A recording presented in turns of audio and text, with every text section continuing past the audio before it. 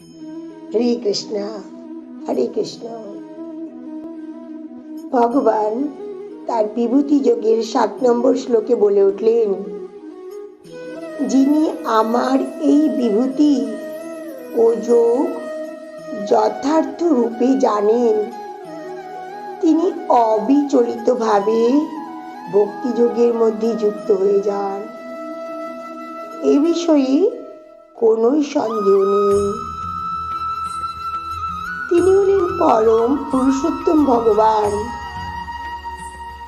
আর যিনি তার পরমার্থিক সিদ্ধির মধ্য দিয়ে এই পরম পুরুষোত্তম ভগবানকে জেনে ফেলেছেন, তিনি ভগবানের অনন্ত বিভূতি সম্পর্কে সম্পূর্ণরূপে অবগত হন এবং ভক্তিযোগের ভগবানের সেবায় নিজেকে নিয়োজিত করেন।